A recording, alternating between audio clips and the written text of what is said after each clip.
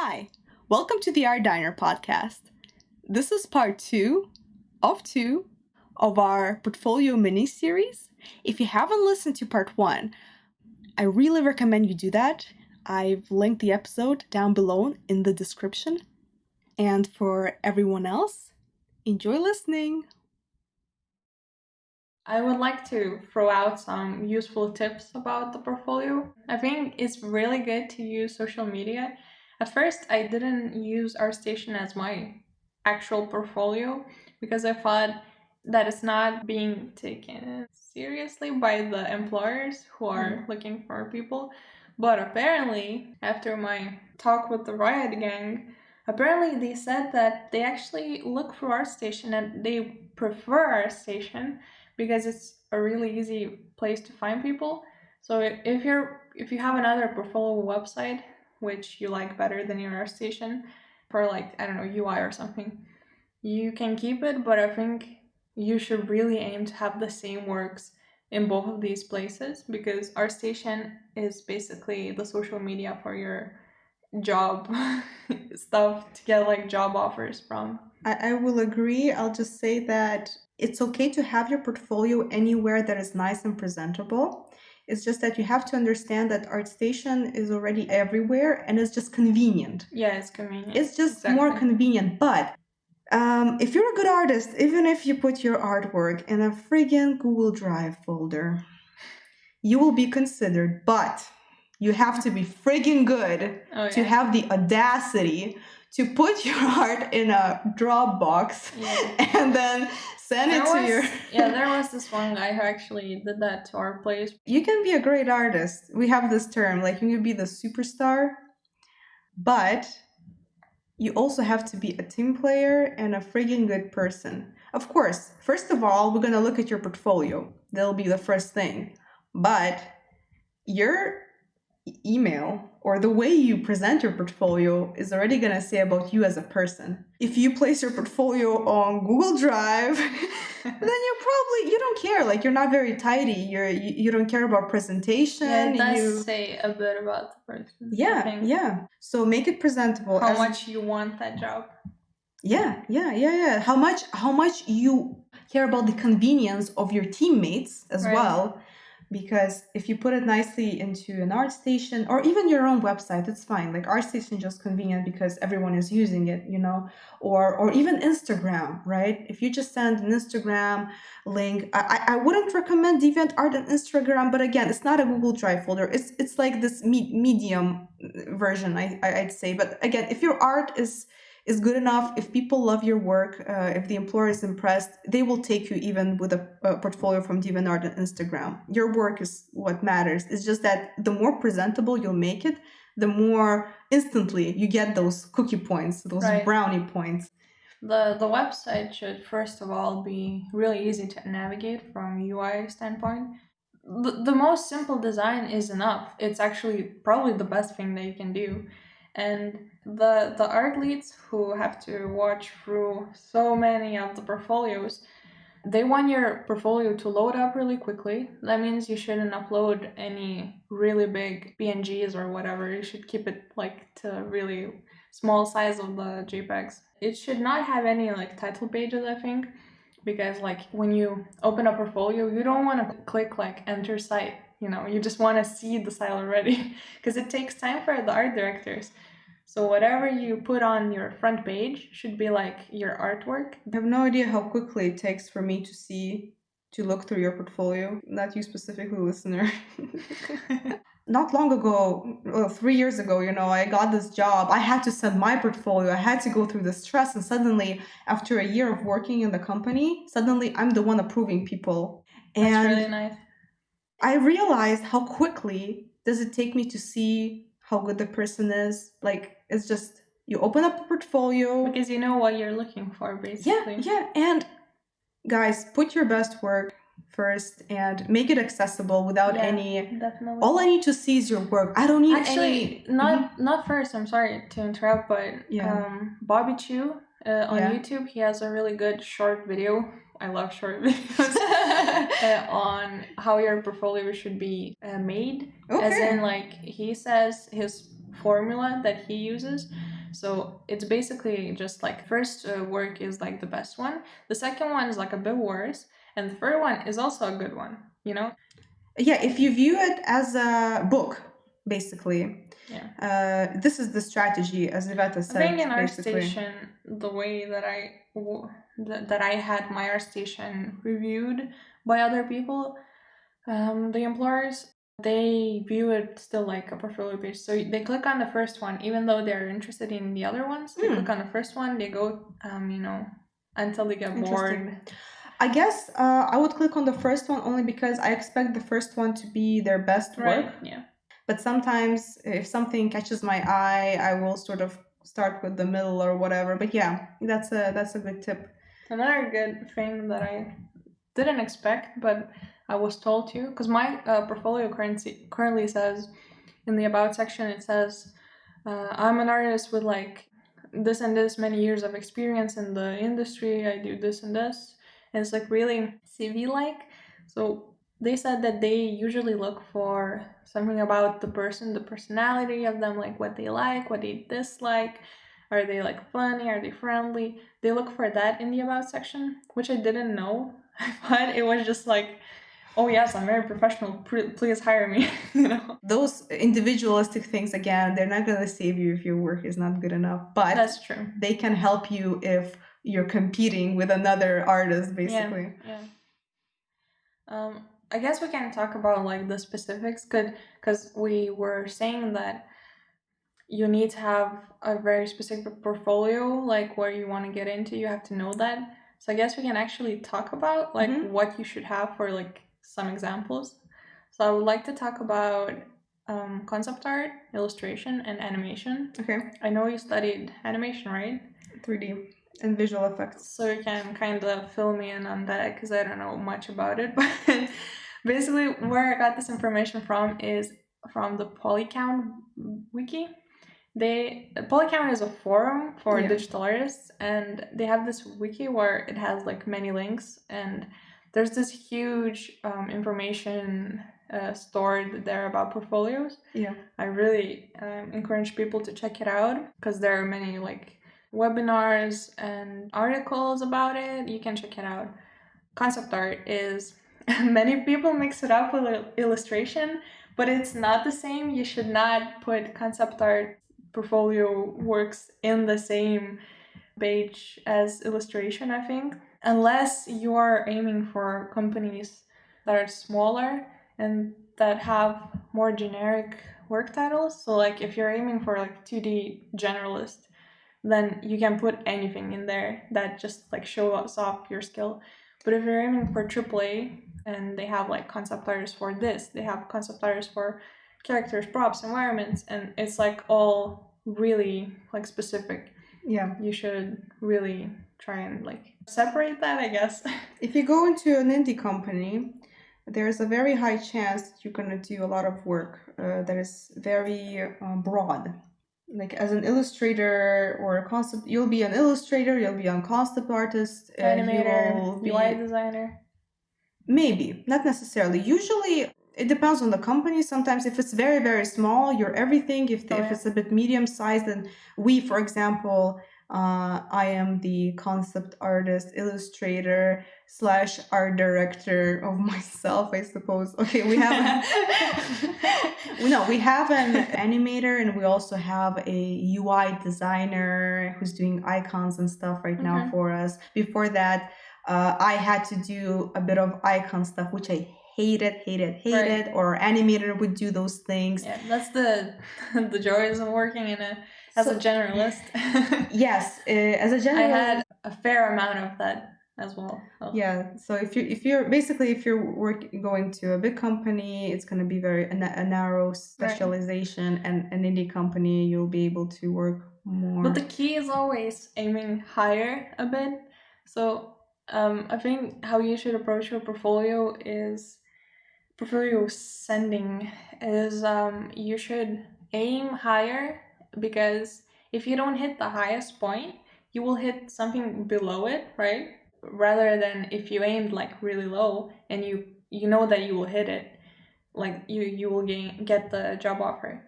You would not have like tried for the upper position, which you could have gotten, but you don't know about it. So you should like aim from the top towards the bottom. You should have different portfolios. Basically, if you want to... Should you though? I think if you have something really specific, like if you have a portfolio of concept art, which is, I don't know, like maybe environment, and you send it off to an indie game company, it will not hurt you. That is really specific. They will still see your skill, you know? No. So you can send the same portfolio to... I'll say it this way. If you want to be specifically an environment artist, then yes, have environments, send them in. If you want to do both characters and environments, but for example, in a big company, you can do either. Yeah. Then you'll have either characters or environments. But in an indie company, there's a very high chance, 80%, that you will be an environment and character artist at the same time. So for example, you'll have a character portfolio for this big company, but for an indie company, you just combine both. Okay, I guess it's true. Can have it really depends on the situation. It really does. Because for example, if you would submit work to my current company and you would only have characters. Okay, to be honest, when I submitted my portfolio there, I only had characters, basically. And they said, do you have any environments? And I said, yeah, I'll send them in tomorrow. And then overnight, I drew some studies. They took me anyways. Because at the end of the day, there are two types of people, I think, who review your portfolios, is that they can search. Of course, it's best if you have the specific style that matches the company. Like, great. Right. If you have all of the ticking boxes of the type of art you have the characters, you have the environments, great. But sometimes, if you don't have the specific style, but they see that you like the games that the company is making and that you're ready to draw in a different style and that your skill is good, because basics are basics, okay? You can check if a person is a good artist or no just by the forms that they're drawing. Maybe the style is not exactly what we have in the company, but they want to learn. And if the basics are okay, I already have the confidence that this person is going to learn our style, our company's art style very well. We had freelancers who worked for us, and the biggest issue was the basics. They could have like an interesting style, but when they had to adapt to our style and suddenly draw even simple objects, you see all the issues they have with their art style. But that's what our tests are for, so yeah, doesn't. No, but we're looking at a portfolio before the art test. You will see the issues immediately. You can render your artwork, make it super beautiful, but if you don't know how to place basic shapes together, like perspectives and stuff, this thing sticks out right away from me. The fundamentals. Yeah. I see it through all the renders, all the beautiful effects. It's visible. Yeah, so that's what both concept art and illustration are built on, basically the fundamentals. You should have an eye for color, value, perspective, lighting, composition in both of those fields. Yeah. But basically what concept art portfolio should have in it is you should show off also your rendering, but it should be like more minimal, and you should draw interesting designs of either buildings, environments, props, vehicles, something like that, but it only should be focused on that one specific design. You can show off how you can render in different angles of the same object, maybe show off like the functions of the thing. It's basically just design, right? Also, if a concept art portfolio doesn't have any sketches in there, it's worthless. It's basically worthless. No one's gonna really take you seriously, at least in AAA, if you don't have sketches in it. Anywhere, the most important thing in concept art is being able to create clear sketches.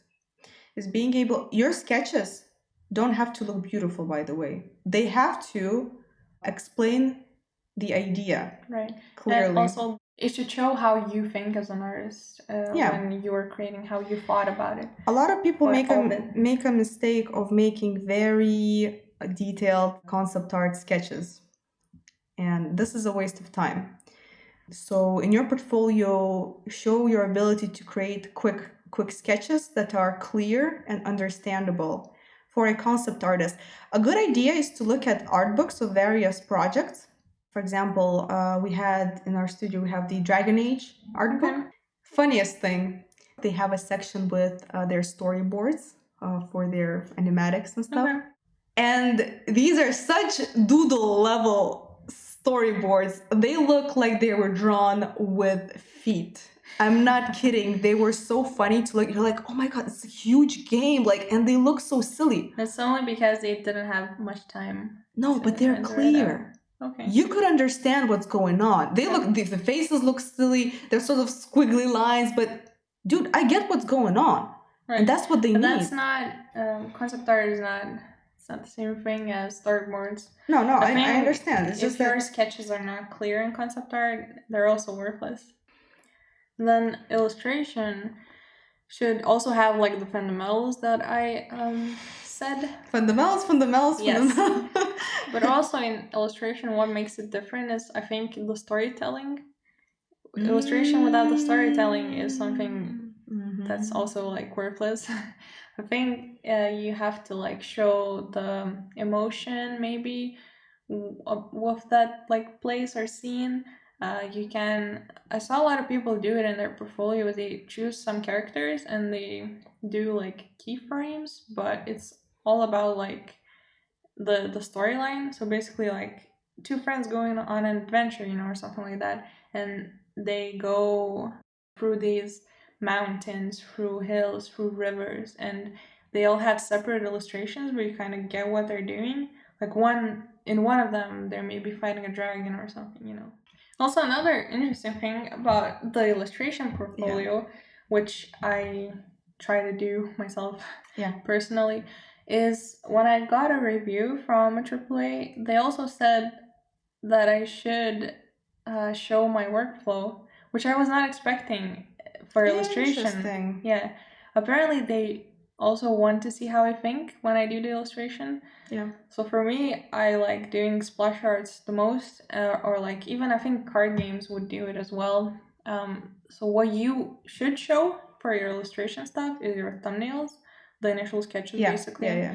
Then the color, what are they called? Color sketches, I guess. Just color keys. roughs. Yeah. Or color keys. And then like the final image, or maybe just even add like a GIF, which is just the transition from like your sketch to, if you like save your file. It's a very important step actually, because if you're gonna work in a company, you will go through a process of reviews, and this process is like thumbnails. It's from sketches to color roughs to illustration. Animation really differs from both of these other things, but I think we can still add it to this list because we're talking about 2D. For animation, the way it differs is if it's not like a concept art for animation, then you should just have your animation show reel. That's what they're called, right? Yep. So about show reels, I don't know all that much, but I have a friend who did them, and he said, okay. So correct me if I'm wrong, but he said that the music is really important that you choose for your show reel. It has to like tie all of your animations, your best animation works in together, Can you just make it like goofy? Is that a thing?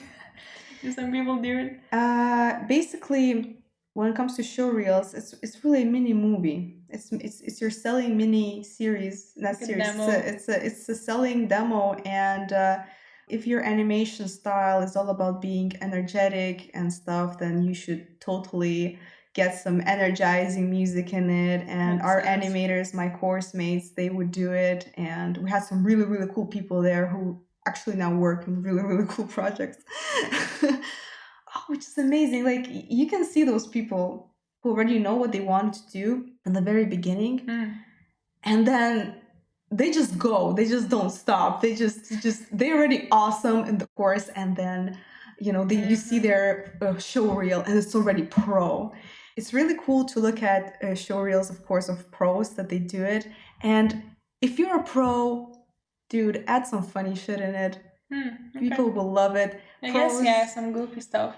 I saw really good show reels of like, I don't know, they animated like a pig, but it walks like really goofy. Yeah. I like that as well. It kind of gives some interesting It's stuff. unique. It's unique.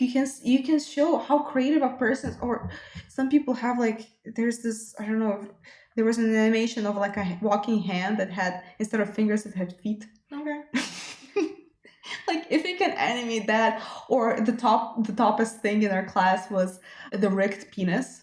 Oh my god, like there was this super awesome rig of a penis and we were looking at it and it was awesome. It had everything. It was just, and our teacher he kind of came in and he was like, oh yeah, I know this thing. It's like, it's so awesome. This is like, that's the thing. People Is it like from the General Adjusting, the game? You know it? No, I don't know it. Okay. No, it was someone it's a was funny game about penises. Someone was making like a rig presentation of this penis. Oh, okay. There is also somewhere on the internet, on Vimeo, there is a whole showreel of a box, I think.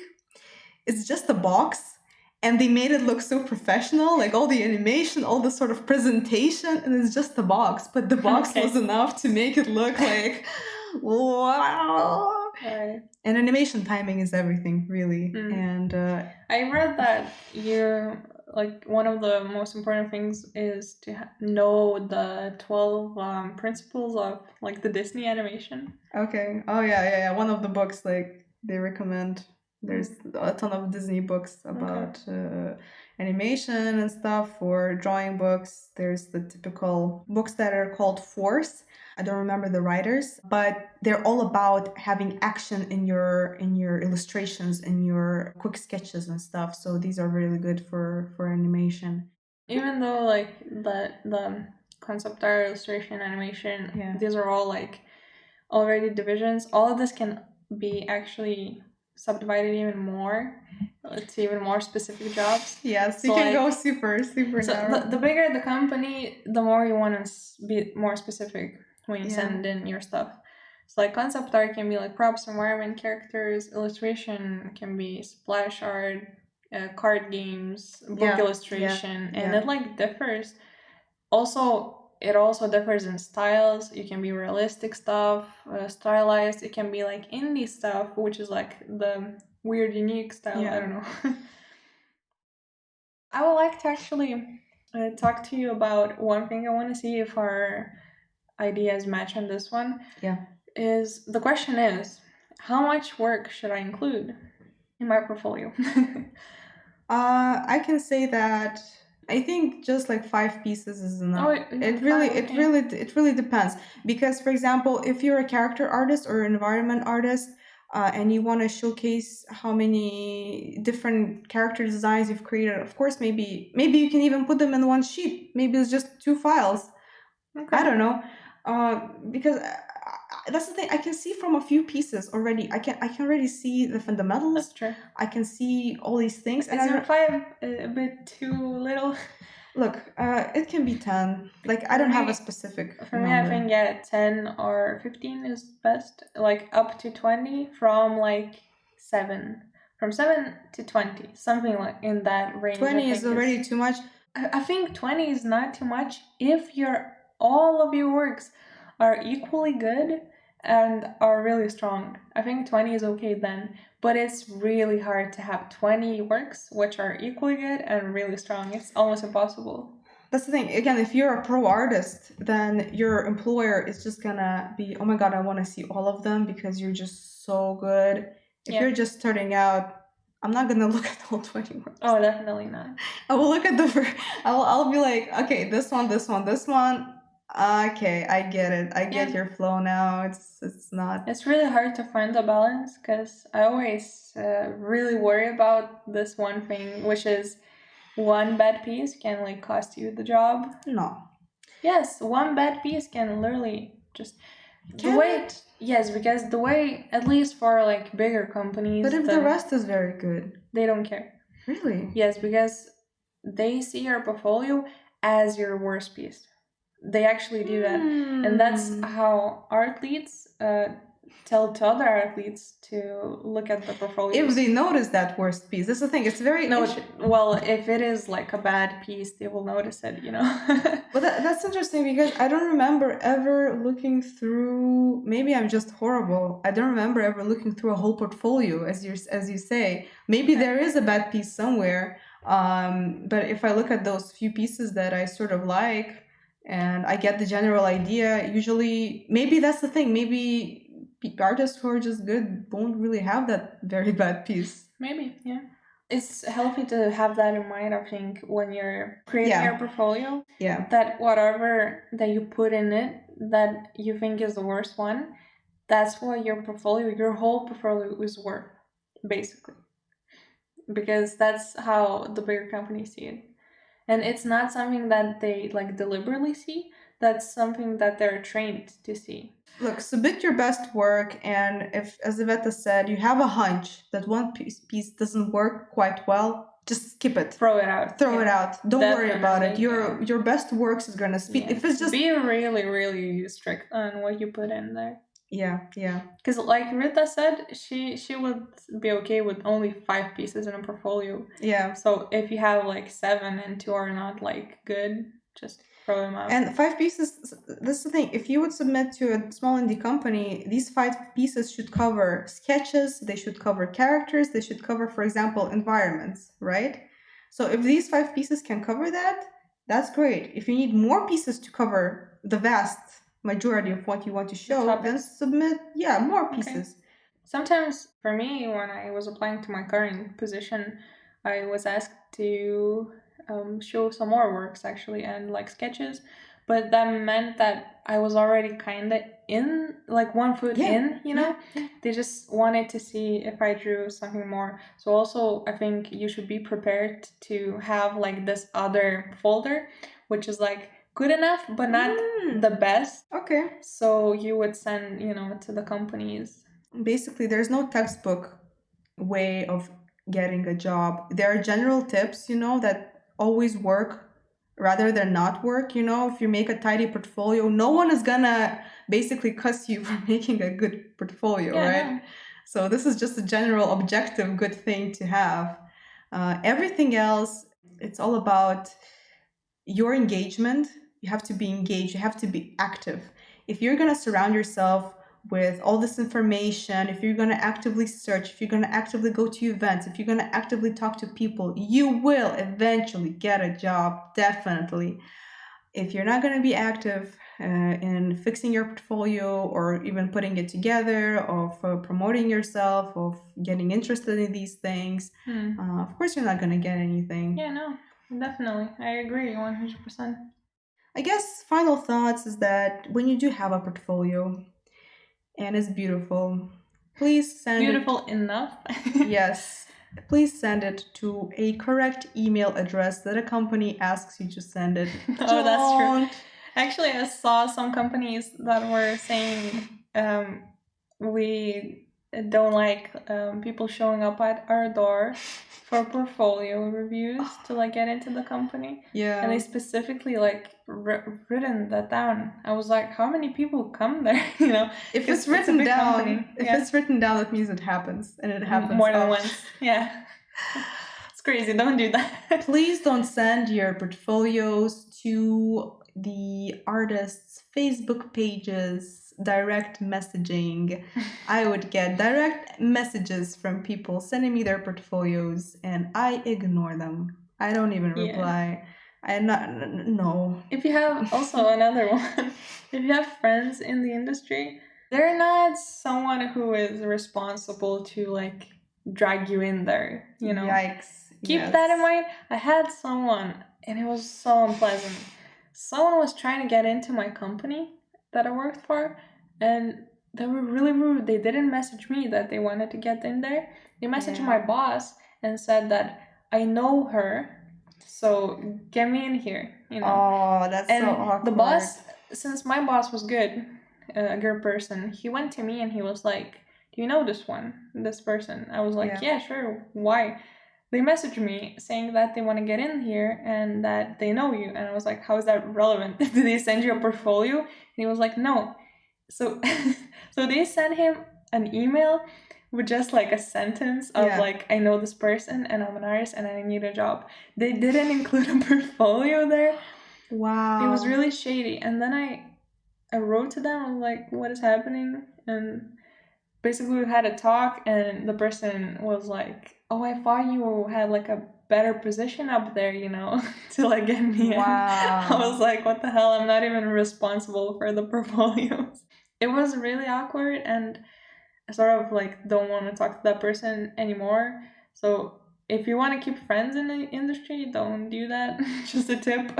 And just another tip is that people remember your behavior and word travels. Yeah. This industry, it seems big and wide, and especially if you're from a smaller country and you want to work like Lithuania.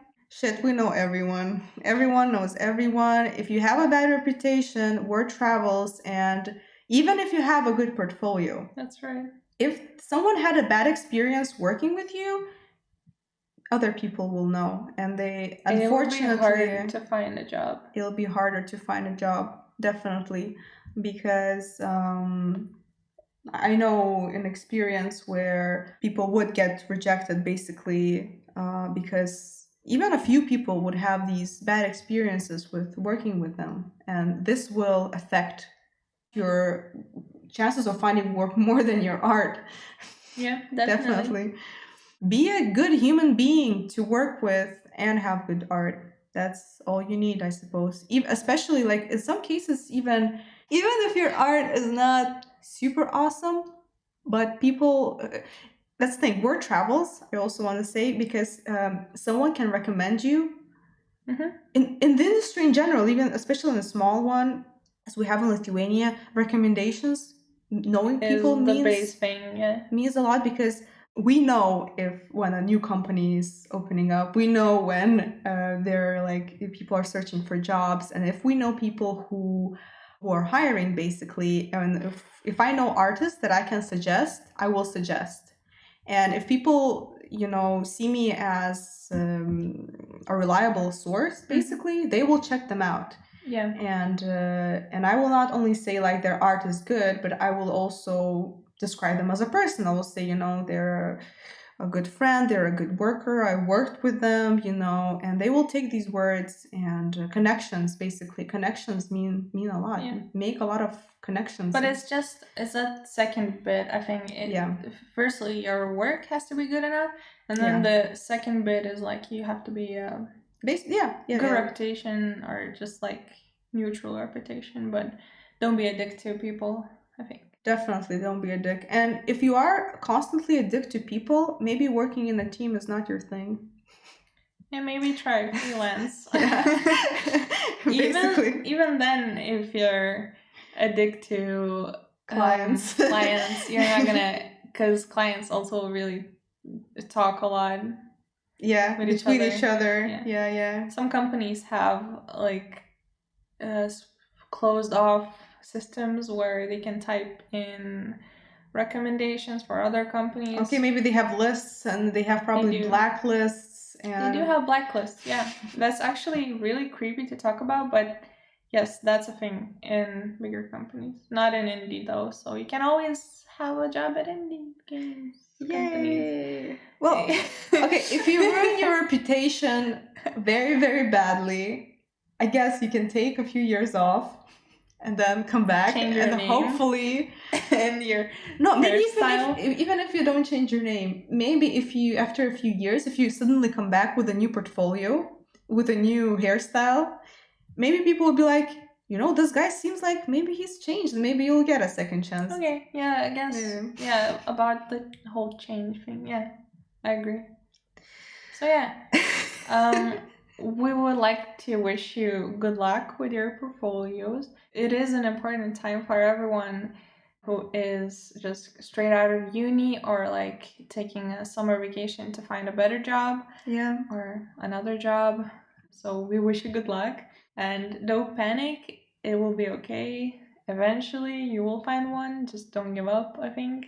Yeah. There's this video of this I think it was a Japanese fisherman standing in water and Don't give up. yeah, never look at me. There's like the super cold water I'm standing in, you know. Yeah, it's a really motivational YouTube video. Never Love give it. up. Never, just dream, guys. Dream big. Don't dream small. Dream big. And I know people who give up on their dreams or who don't dream at all. And It's these a are dark place. very sad people. Yeah. Very, very sad people. Don't do that. Please have dreams. Dreams are the ones that keep you alive. And if you work hard enough, you're gonna get them. You're gonna get them. Yeah. Get them. Yeah. Thank y'all for listening to this podcast. Leave a like, subscribe, comment, share. We love you all. Yeah, thanks guys. Leave us feedback and bye. See you in the next one. See you in the next one. Hello, this is Rita from the future again. I really hope you enjoyed listening to the last part of the portfolio series and the whole mini-series in general, actually. I would like to make an announcement that our podcast is going for a few months hiatus. But while you wait, you can follow us on our social media accounts for art updates and other updates in general.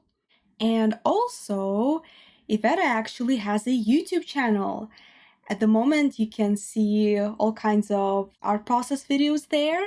But she did mention she wants to make art talk videos kind of similar to what we have here on our podcast. And it would be really, really great if you could give her a gentle kick in the butt so she can actually start making them soon. Yeah, Iveta, I'm talking to you. Make them videos. So yeah, thank you so much for listening. There are a ton of topics that we still want to talk about.